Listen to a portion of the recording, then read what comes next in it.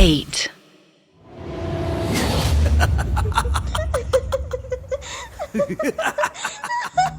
कामिनी और शरद को अपने सामने देखकर नरेश एक पल के लिए काफी डर गया था। उसका चेहरा पीला पड़ गया था। कामिनी के चेहरे पर अभी भी ऑक्सीजन मास्क लगा हुआ है और शरद के बाएं हाथ में कट के अनगिनत निशान हैं और उन कट्स में से खून भी निकल रहा था। जब वो दोनों गाड़ी के पास आए, नरेश धीमी आवाज में खुद से बोला, डरना नहीं है, डरना नहीं है। अचानक शरद गाड़ी के दरवाजे पर अपना हाथ पागलों की तरह मारने लगा और फिर जोर जोर से चिल्लाकर बोलने लगा, मुझे मेरा बेटा चाहिए, मुझे मेरा बेटा चाहिए। शरद के मुंह से यह सुनकर नरेश वर्धान की तरफ देखकर हैरानी के साथ बोला, इसका बेटा? तुमने तो मुझे बताया था कि दोनों अपने बेटे को अपने साथ ले गए थे। नरेश का सवाल सुनने के बाद भी वर्धान कुछ भी न बोला। वो शरद की तरफ देख रहा था। नरेश दोबारा बोला, वर्धान। नरेश के मुंह से अपना नाम दूसरी बार सुनते ही वर्धान नरेश की तरफ देखने लगा और फिर कामिनी की तरफ देखकर चिल्लाते हुए बोला, अपने प्यार को रोको, इसे शांत करो। वर्धान की आवाज सुनकर शरद का गुस्सा और तेज हो गया। उसने अपनी ताकत से एक जोरदार मुक्का वर्धान की तरफ मारा कि गाड़ी का शीशा टूट गया। शीशे के टूटने की आवाज पूरे पार्किंग एरिया में गूंज उठी। इस पागल को रोको। शरद खुद को संभालो। ठीक उसी वक्त सोहन नरेश को धीमी आवाज में बोला, उस छोटे से बच्चे के साथ जरूर कोई अनहोनी हुई है। वर्धान ने सोहन की बात सुन ली थी। उसने तुरंत सीरियस होते हुए कहा, सोहन सही बोल रहा है नरेश, मेरा पोता अभी बिनम्मा की गिरफ्त में है। वर्धान के इस खुलासे ने न सिर्फ नरेश बल्कि सोहन और गोपी के भी होश उड़ा दिए।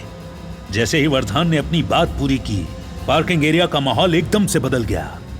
उसी समय वर्धान बोला, मेरी जब मौत हुई तो मैं हमेशा के लिए इस पार्किंग एरिया में रहने लगा। हर रात हर दिन मुझे अपने पोते की याद आती थी।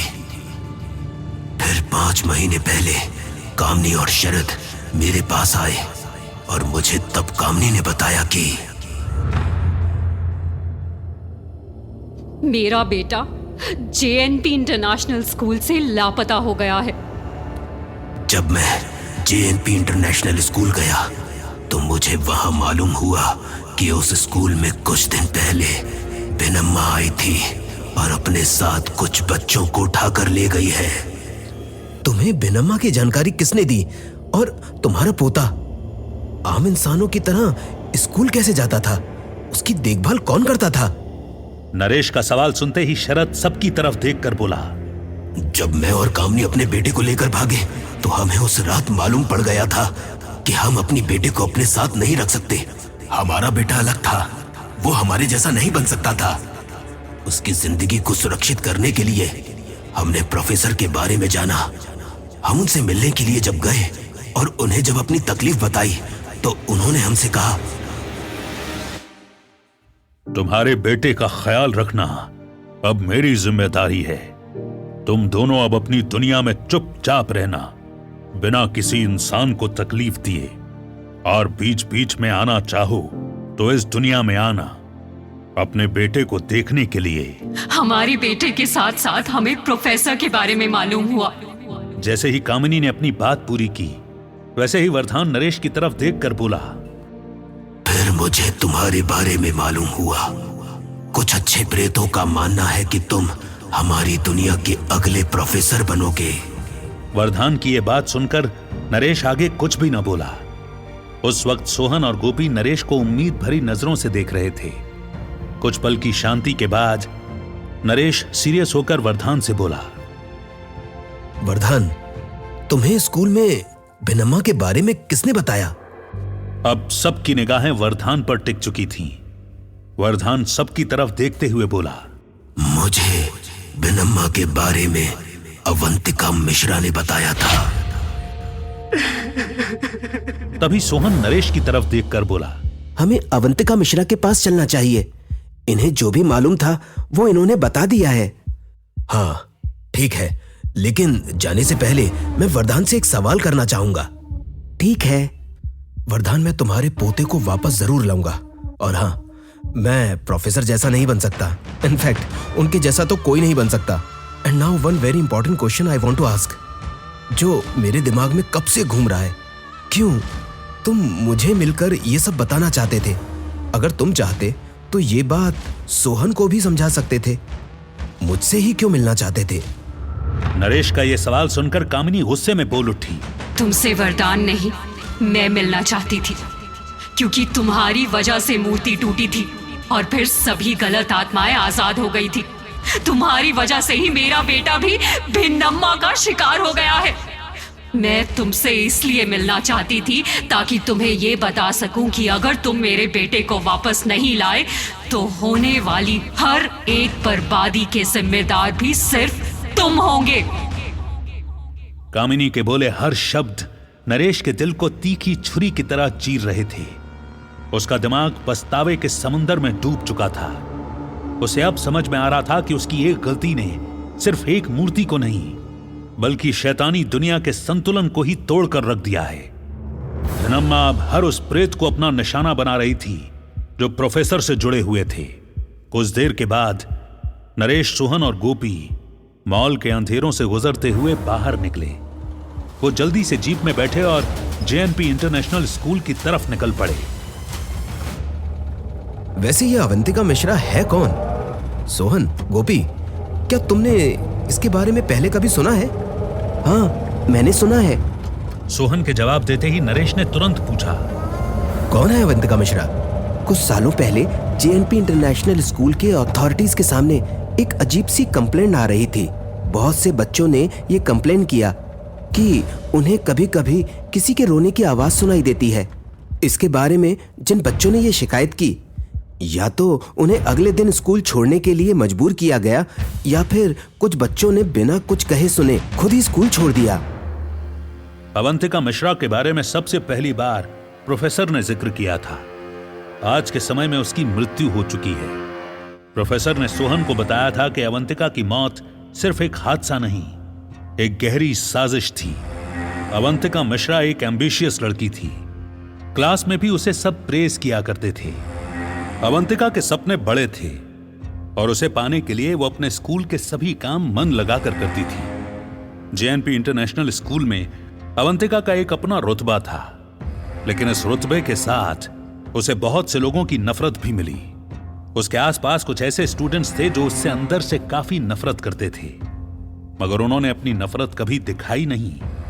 हर दिन अवंतिका लाइब्रेरी में जाती थी और स्कूल के ओवर होने के बाद भी लाइब्रेरी में बैठकर हिस्ट्री की किताबें पढ़ती थी और पढ़ते पढ़ते उनमें खो जाती थी। फिर एक दिन कुछ ऐसा हुआ जो कभी स्कूल की अथॉरिटी ने सोचा भी नहीं था। अवंतिका की लाश सबको लाइब्रेरी में मिली। उसके दोस्त उसके लिए दुखी थे और उससे नफरत करने वाले उसकी मौत से खुश थे। अफसोस, स्कूल ने अवंतिका की मौत को बहुत ही आसानी से दुनिया की नजरों से ढक दिया। पैसों के आगे मौत छोटी पड़ गई। और उसकी मौत हुई कैसे? एक दिन अवंतिका जब अपनी किताब पढ़ रही थी तो उसे भिनम्मा के हंसने की आवाज सुनाई दी। कौन? अवंतिका अपनी जगह से उठी और लाइब्रेरी के उस हिस्से में जाने लगी जहां से उसे हंसने की आवाज आई थी। बढ़ते कदम के साथ उसके सांसों की रफ्तार भी बढ़ रही थी। कौन है वहां? तभी अचानक अवंतिका के चीखने की आवाज आई। मुझे कोई बचाओ, बचाओ मुझे, कोई मेरी मदद करो।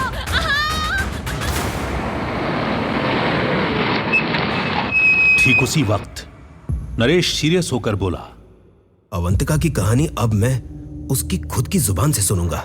अब ये जानने में मजा आएगा कि कैसे अवंतिका की कहानी मुझे प्रोफेसर के नजदीक ले जाएगी।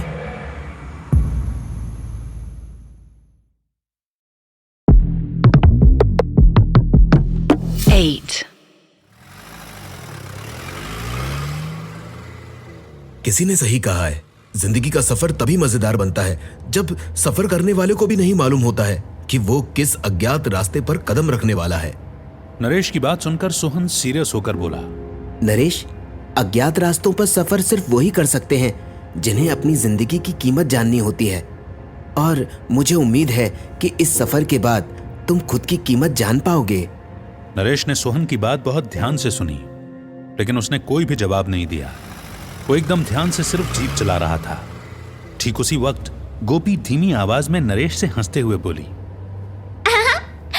नरेश भाई, आपने वैसे कभी सोचा था कि आप हम जैसी अच्छी आत्माओं के साथ भी घूमोगे? हाँ? एक्चुअली मुझे भूतों के नहीं, हसीनों के ख्याल आते थे। नरेश की बात सुनकर गोपी हल्के से शर्माते हुए बोली, क्या आपकी कोई गर्लफ्रेंड? इससे पहले कि गोपी अपनी बात कह पाती, सोहन उसे बीच में रोकते हुए बोला, ओह गोपी, तुम भी क्या बात कर रही हो नरेश से? शांत रहो। गोपी तुरंत शांत हो गई और सड़क की तरफ देखने लगी। ठीक उसी समय सोहन ने नरेश से गंभीर होकर पूछा, वैसे नरेश, तुम मुझसे भी अवंतिका मिश्रा की कहानी सुन सकते हो, फिर क्यों नहीं सुन रहे हो? सीधा उससे सुनकर क्या मिल जाएगा तुम्हें? सोहन का यह सवाल सुनकर नरेश कुछ देर के लिए शांत रहा और फिर एक हल्की सी मुस्कान के साथ बोला, मुझे कहानी सुनने में मजा आने लगा है। और तुम्हें मालूम है मुझे सबसे ज्यादा मजा कब आता है? कब? जो इस दुनिया के नहीं है, जो अज्ञात है, उसकी कहानी खुद उसके मुंह से सुनने में मुझे बहुत मजा आने लगा है। सच कहूं तो पिछले 2 दिनों में जितनी जिंदगी मैंने जी है उतनी शायद मैंने कभी नहीं जी। पहले मेरी लाइफ सिर्फ ऑफिस के इर्द गिर्द ही थी, पर अब सब कुछ बदल चुका है। मेरी जिंदगी अब एक नए रंग में ढल रही है। ठीक उसी समय सोहन गंभीर होकर बोला, तुम जिस दुनिया की बात कर रहे हो नरेश, वहां जिंदगी का कोई रंग नहीं है, वहां सिर्फ काल रास चलता है। नरेश शांत रहा। जंगल के बीच में बने रास्ते पर प्रोफेसर की जीप तेज रफ्तार से चल रही थी। इस समय जीप में भी सब शांत थे, तो उधर खामोशी में हमें सिर्फ जीप की आवाज सुनाई देती है।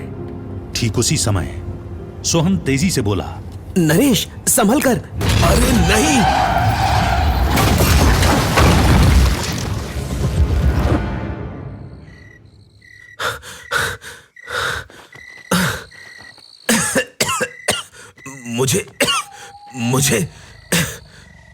मुझे आगे मोड़ नहीं दिखा। इतना शार्प टर्न नहीं एक्सपेक्ट किया था मैंने। नरेश ने जब जीप के आसपास देखा तो उसे वहां कोई भी नहीं दिखा। उसने जब अपनी नजर रोड के बीच में घुमाई तो उसने देखा कि सोहन और गोपी एक साथ सड़क के बीच में थे।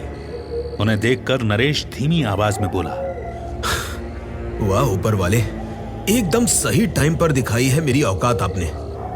बस थोड़ी देर पहले तो मुझे एक नई दुनिया नजर आ रही थी और आपने तो मुझे अपनी ही दुनिया दिखाने का इरादा बना लिया था। और ये दोनों भूत बेचारे, ये खुद तो मरेंगे नहीं, पर मैं जिंदा रहूंगा ये अब मुझे पता नहीं। नरेश को ज्यादा चोट नहीं आई थी। उसके हाथ में बस एक छोटा सा घाव था जो बैंडेज लगाकर भी ठीक हो सकता था। अजीब था, एक्सीडेंट हुआ लेकिन उसे चोट नहीं आई। एक पल के लिए गोपी और सोहन भी हैरान हुए, लेकिन वो दोनों जल्दी से नॉर्मल भी हो गए। यहीं दूसरी ओर नरेश चारों तरफ देखते हुए जल्दी से उठता है और फिर जीप को ध्यान से देखने लगता है। ताज्जुब की बात थी कि जीप में किसी खरोंच के निशान नहीं थे। ये प्रोफेसर की जीप है, इसे खरोंच नहीं आती। वो क्यों नहीं आती, इसका जवाब सिर्फ प्रोफेसर के पास ही है। और दूसरी बात, हमें यहाँ से अब निकलना चाहिए नरेश। हाँ नरेश भाई, जल्दी चलो यहाँ से। नरेश जल्दी से गाड़ी में बैठा, उसे स्टार्ट किया और वहां से निकल गया। कुछ देर आगे जाने के बाद नरेश गंभीर होकर बोला,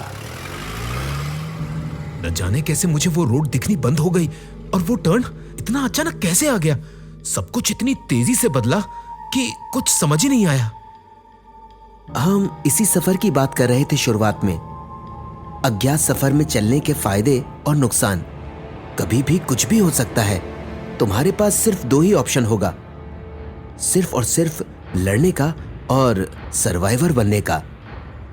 और अगर दोनों नहीं कर पाए तो हम जैसे बन जाओगे, शैतान, भूत, प्रेत, आत्मा, जो बोलना चाहो। अब फैसला तुम्हारा है नरेश। क्या तुम जिंदा रहकर हम पर राज करोगे या फिर मुर्दा रहकर? मुर्दा होना सिर्फ नुकसान है।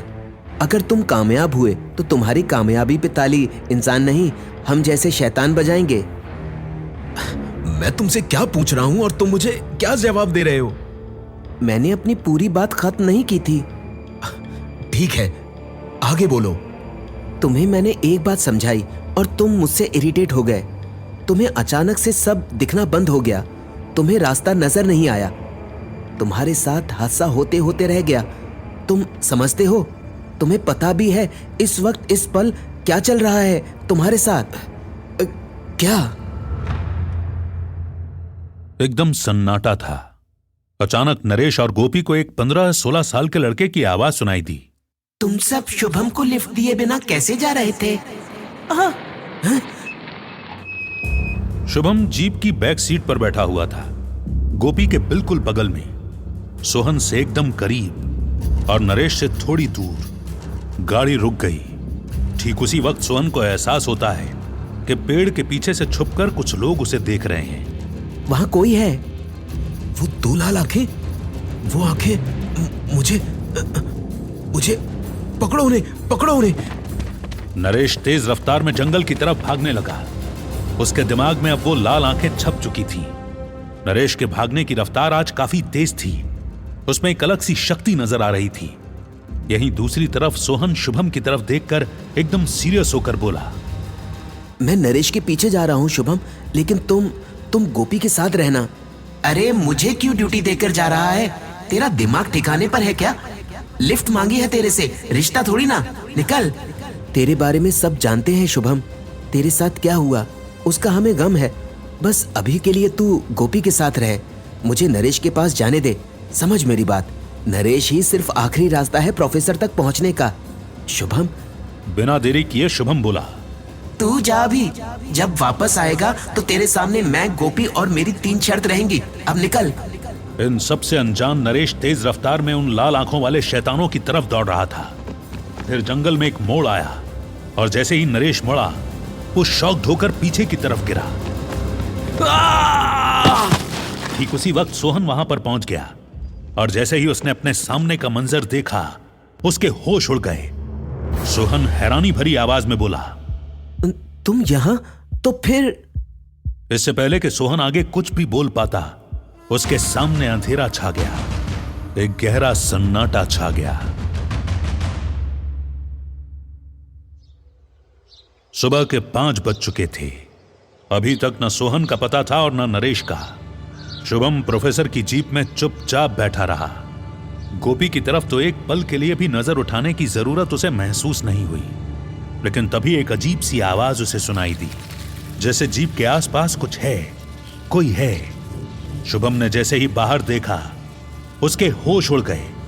वो हैरानी के साथ बोला, पहले 4 आंखें, अब 8। सोहन और नरेश का पता नहीं। गोपी को मैं छोड़ नहीं सकता और ये साले मुझे छोड़ेंगे नहीं। अपनी पूरी शैतानी बुद्धि भी लगा दूंगा तो भी भगा नहीं पाऊंगा इन्हें। कौन आएगा मुझे बचाने? इससे पहले कि शुभम आगे कुछ कहता, उसे एक आवाज सुनाई दी, जिसकी तलाश में तुम हो वही तुम्हें बर्बाद कर देगा। अवंतिका मैम।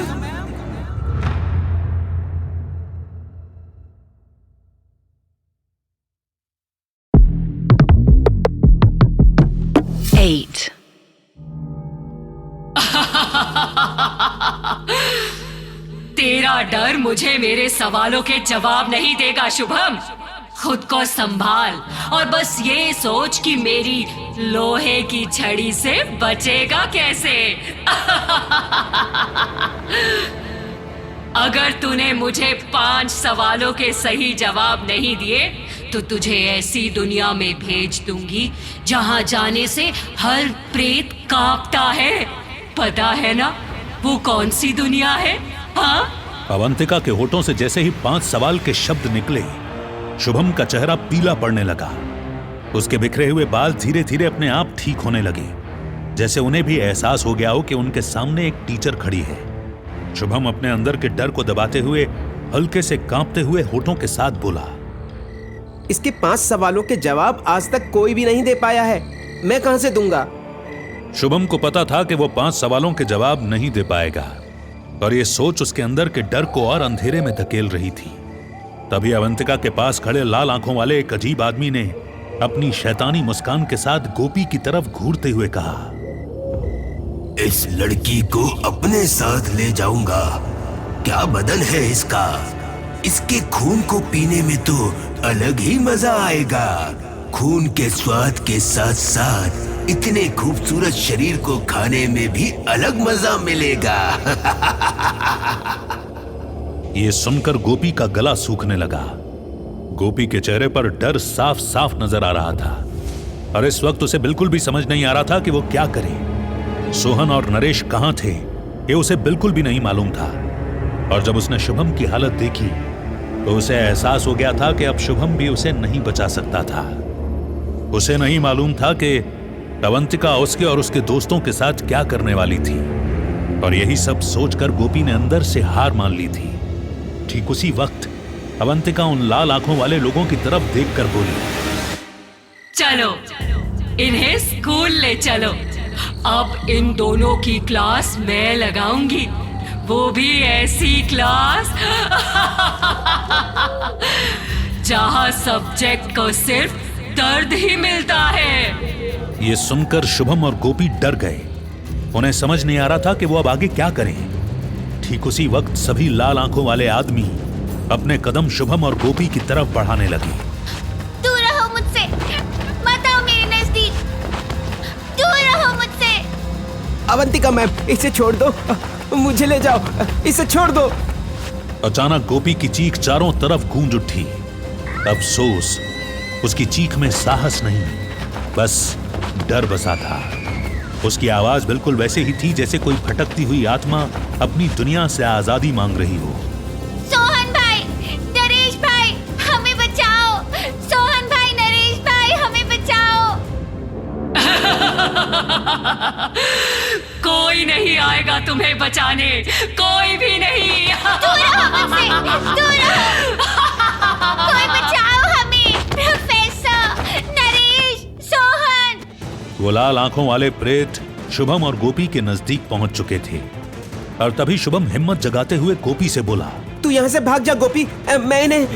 इससे पहले कि शुभम अपनी बात पूरी कह पाता, लाल आंखों वाले एक प्रेत ने हवा में उड़ते हुए शुभम की छाती पर इतनी जोरदार लात मारी कि शुभम का पूरा जिस्म एक झटके से उड़ गया, मानो उसे 440 वोल्ट का झटका लगा हो। शुभम मुड़ते हुए रोड के दूसरे कोने में जा गिरा। शुभम की हालत देखकर गोपी अपनी जगह पर बिल्कुल जम गई थी। उसकी चीख भी बंद हो गई थी। वो डर के मारे अपने आप को संभालने की कोशिश कर रही थी। अपनी जान बचाने के लिए गोपी हर तरफ देख रही थी, पर उसे अपने बचने का कोई रास्ता नहीं दिख रहा था। और फिर लाल आंखों वाला एक प्रेत अपने खौफनाक चेहरे के साथ गोपी के पास आकर खड़ा हो गया। गोपी के दिमाग ने काम करना बंद कर दिया था।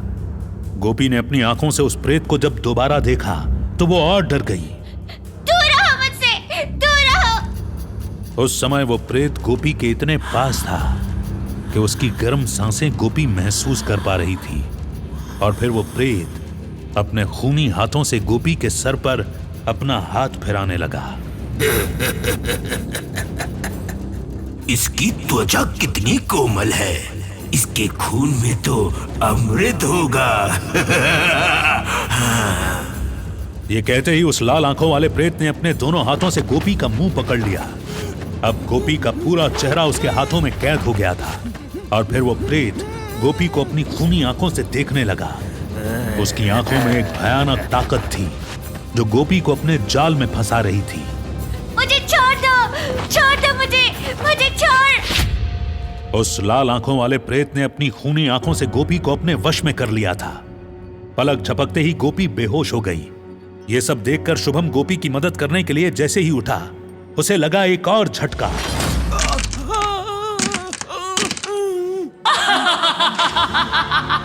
अभी सो जाओ, तुम्हें 5 सवालों के जवाब भी तो देने हैं ना।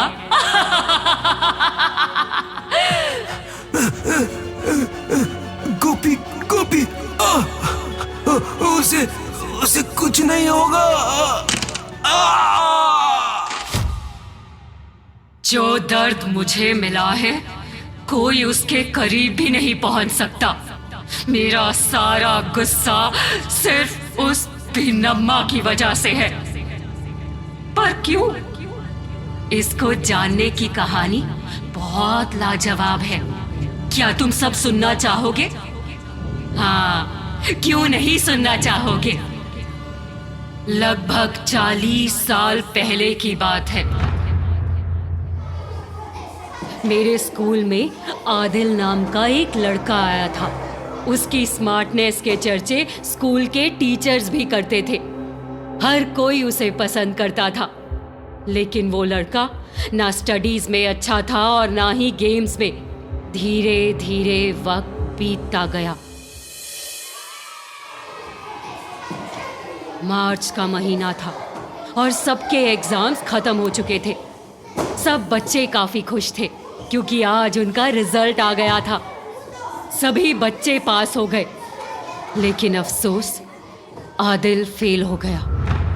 आदिल अपने फेलियर के टैग को सह नहीं पाया और उसने अपने दर्द और अकेलेपन से छुटकारा पाने के लिए एक खौफनाक फैसला ले लिया। एक दिन वो स्कूल की लाइब्रेरी में चुपके से आ गया और पंखे को देखकर शैतानी मुस्कान हंसने लगा। आदिल ने अपनी जान लेने का फैसला कर लिया था। उसने लाइब्रेरी के पंखे से लटककर अपनी जान दे दी। कुछ देर सांसों के साथ लड़ने के बाद आदिल रुक गया। फिर धीरे धीरे स्कूल के उन बच्चों की मृत्यु होने लगी जो फेल हो जाते थे। हर किसी को लगता था कि ये सिर्फ एक कोइंसिडेंस है, लेकिन हर मृत्यु में कुछ अजीब था, कुछ भयंकर। आम तौर पर ये सभी मृत्यु सुसाइड का नतीजा थी। एक दिन कोई बच्चा अपने घर की छत से कूद जाता, तो दूसरे दिन कोई अपने घर के पंखे से लटककर अपनी जान दे देता। कुछ बच्चों ने तो अपनी जान चूहे को मारने वाली दवा खाकर खत्म कर ली।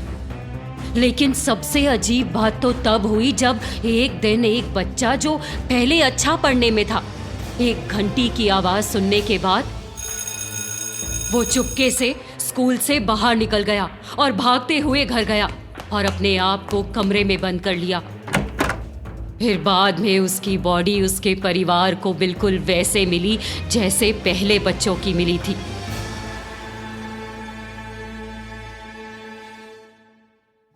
जितने भी सुसाइड्स हुए थे वो कभी स्कूल के अंदर नहीं हुए थे, इसलिए कभी भी गवर्नमेंट ऑफिशियल्स का ध्यान स्कूल पर ज्यादा देरी के लिए नहीं गया। स्कूल में सब शांत होने लगा था। अब स्कूल के हर बच्चे का एडमिशन लेने से पहले स्कूल अथॉरिटीज बच्चों का टेस्ट लेती हैं। वक्त तेजी से गुजरता गया और फिर हुई मेरी एंट्री। अपने काल से अनजान मैं उस दिन अपनी किताबों के साथ लाइब्रेरी की दुनिया में खो गई थी। सब शांत था, लेकिन तभी मुझे भिनम्मा की आवाज सुनाई दी। मैंने बार बार पूछा कि कौन है वहां, कौन है वहां, लेकिन मुझे कुछ नजर नहीं आया। और फिर मैंने अपनी आंखों के सामने देखा कि भिनम्मा और आदिल एक बच्चे के साथ खड़े थे और वो बच्चा कोई और नहीं, वरदान का पोता था। बचा लो, मेरे पोते को बचा लो। इससे पहले कि मैं कुछ कर पाती, भिनम्मा और आदिल ने मुझे देख लिया। मुझे देखकर भिनम्मा शैतानी मुस्कान के साथ हंसते हुए बोली, रुक क्यों गए बेटा? आओ ना, मेरे नजदीक आओ।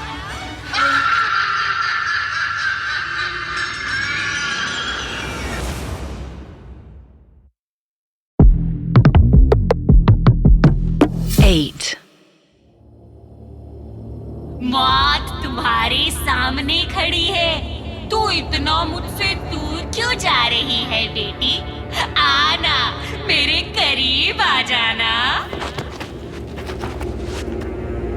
अवंतिका अपनी जगह पर खड़ी रही।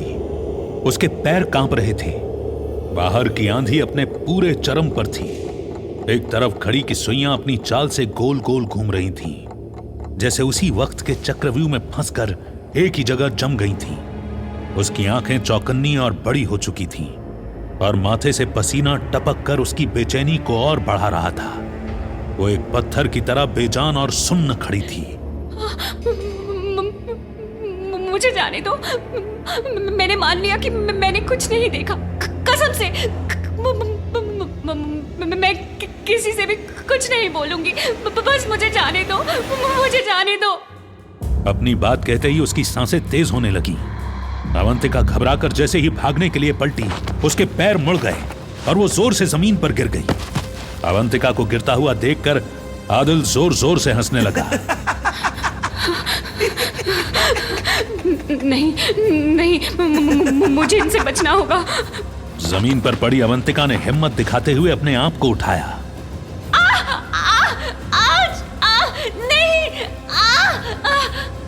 अवंतिका को उठने के वक्त ऐसा महसूस हुआ जैसे उसके एक पैर की हड्डी टूट गई हो।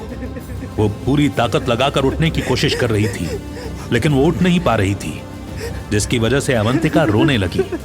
अवंतिका को रोता देखकर आदिल और जोर जोर से हंसने लगा। अवंतिका दर्द से करा रही थी। उसका दर्द इतना बढ़ गया था कि उसके होठों से अब एक भी शब्द नहीं निकल पा रहे थे, जैसे उस वक्त ने उससे उसकी आवाज छीन ली हो। वो रोने की कोशिश कर रही थी, लेकिन दर्द का असर इतना गहरा था कि अब उसकी सांसें भी रुक रही थीं।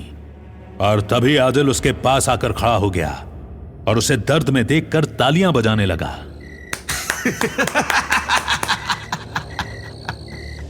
अच्छा है, तू ऐसे ही मर। हर एक सांस के लिए तू तड़प और फिर तड़प तड़प के मर जा। अगर नहीं मरेगी तो मैं तुझे मार दूंगा, वो भी तड़पा तड़पा कर। आदिल अवंतिका के दर्द का मजा ले रहा था। भिनम्मा अपनी जगह पर खड़ी होकर ये सब देख रही थी।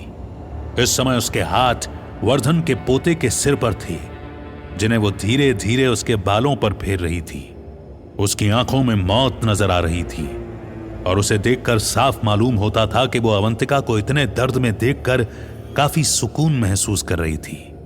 अवंतिका की हर तड़प के साथ उसकी खुशी बढ़ती जा रही थी। वहीं दूसरी तरफ आदिल के होठों पर एक शैतानी मुस्कान थी और उसे यकीन हो गया था कि अवंतिका अब कुछ भी नहीं कर सकती। गलतियां बड़ी बेरहम होती हैं अवंतिका, कभी कभी तो ये जान भी ले लेती हैं। मेरी गलती थी कि मैंने पढ़ाई नहीं की, लेकिन तुम्हारी गलती ये है कि तुम रात के अंधेरे में अकेले यहाँ पर पढ़ रही हो। तुम्हें पता है ना, ये जगह, ये वक्त कभी भी किसी के लिए खतरनाक हो सकता है। अवंतिका ने आदिल की बात सुनी, लेकिन उसने कुछ नहीं कहा। उसका दिमाग और दिल डर के कब्जे में आ चुका था। अवंतिका का शरीर लगातार कांप रहा था और उसकी आंखों से निरंतर आंसू बह रहे थे, जैसे उसके दिल में बसे हुए दर्द ने आंखों का सहारा ले लिया हो और बूंद बनकर बाहर निकल रहे हों। आदिल की बात सुनने के बाद भी अवंतिका कुछ नहीं बोली। वो सुनकर बस बैठी रही। उसे यह यकीन हो गया था कि अगर उसने कुछ भी कह दिया तो वो शायद उसके आखिरी शब्द होंगे। उसकी सांसें मानो हार चुकी थीं। वो कभी भी अपनी जिंदगी की आखिरी सांस ले सकती थी। भिनम्मा और आदिल, अवंतिका के दर्द में उन्हें अपना सुकून मिल रहा था। ये सब देखकर भी वर्धान का पोता पूरी तरह से शांत था। ना उसके चेहरे पर कोई दर्द, ना कोई इमोशन। उसकी आंखों में एक अलग सी चमक थी। वो पूरी तरह से आदिल और भिनम्मा का गुलाम बन चुका था। ठीक उसी समय भिनम्मा वर्धान के पोते की तरफ देखकर शैतानी मुस्कान के साथ बोली, माधव, जाओ दीदी को खत्म कर दो। वर्धान के पोते माधव ने भिनम्मा की ओर देखा और फिर हल्की सी मुस्कान के साथ बोला, जैसा तुम बोलो माँ। ये कहकर माधव बड़े ही आराम से अवंतिका की तरफ बढ़ने लगा। आदिल अवंतिका से दूर जाते हुए बोला, मौत तुम्हारे नजदीक आ रही है और मैं तुमसे दूर जा रहा हूं। कमबख्त, ये मौत हर बार अपने साथ दर्द क्यों ले आती है?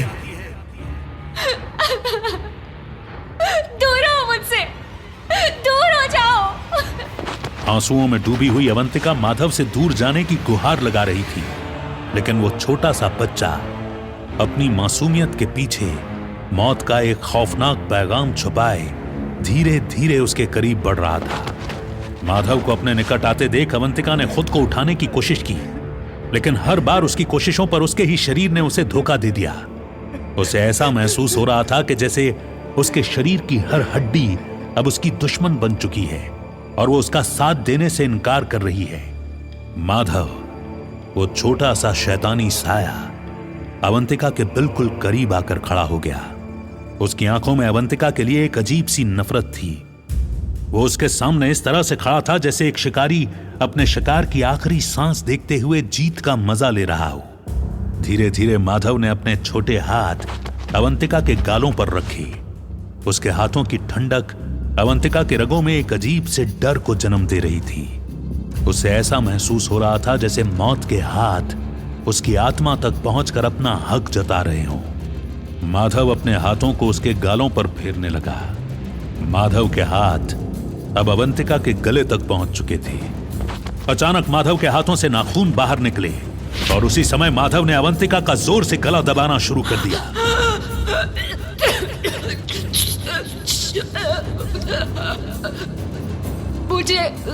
मुझे मत मारो। अवंतिका की आंखों के सामने धीरे धीरे अंधेरा छाने लगा। विनम्मा और आदिल अवंतिका को मरते हुए देख रहे थे। उनके चेहरे पर एक सिनेस्टर स्माइल थी।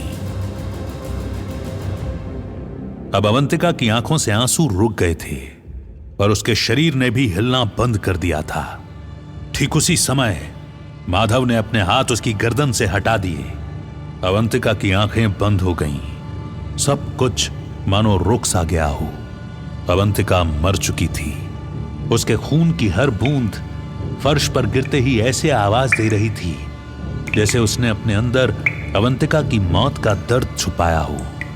उसके गले से लगातार खून बह रहा था।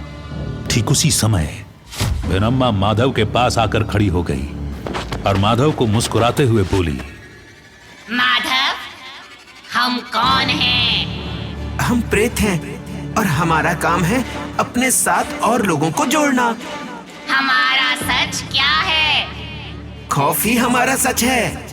शाबाश माधव बेटा, अब ये काल की दुनिया सिर्फ हमारी नहीं तुम्हारी भी है।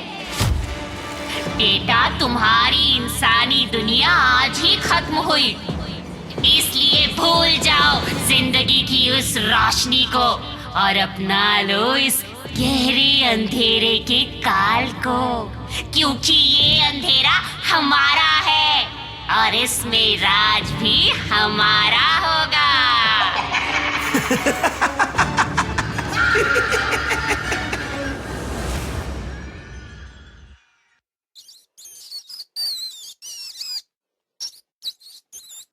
बचाओ मुझे, बचाओ। ये बोलते ही नरेश की आंखें खुल गईं। उसने जब अपने चारों तरफ देखा तो उसके होश उड़ गए। इस वक्त नरेश एक स्कूल के बेसमेंट में था। एक पुराना अंधेरे से घिरा हुआ बेसमेंट जहां सिर्फ तन्हाई का राज था। नरेश ने जब चारों तरफ ध्यान से देखा तो उसे सिर्फ अंधेरा ही नजर आया। बेसमेंट की दीवारों पर खून के धब्बे लगे थे जिन्हें देखकर नरेश का दिल तेजी से धड़कने लगा। वो अकेला था, बिल्कुल अकेला। ठीक उसी समय बेसमेंट का एक पुराना बल्ब जल उठा। जैसे ही रोशनी आई, नरेश को कुछ कदमों की दूरी पर एक दराज नजर आया जो काफी पुराना लग रहा था। उसी समय नरेश की आंखें कुछ टूटी हुई कुर्सियों पर गईं जो बेसमेंट के किनारे लावारिस लाश की तरह पड़ी हुई थी। नरेश को समझ नहीं आ रहा था कि उसे यहां कौन लेकर आया है।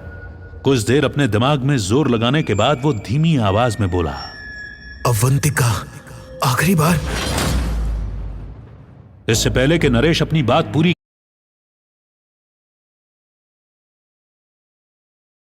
आखिरी बार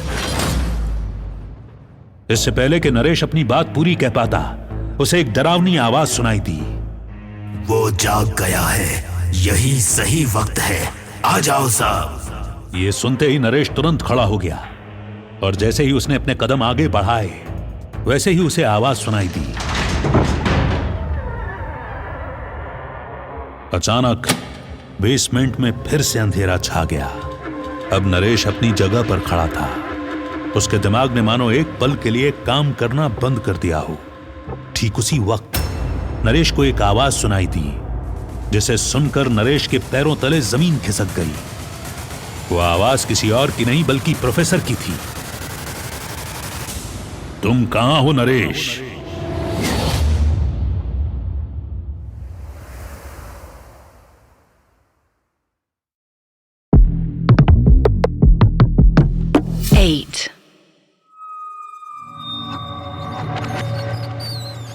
प्रोफेसर, प्रोफेसर, आप कहां हो?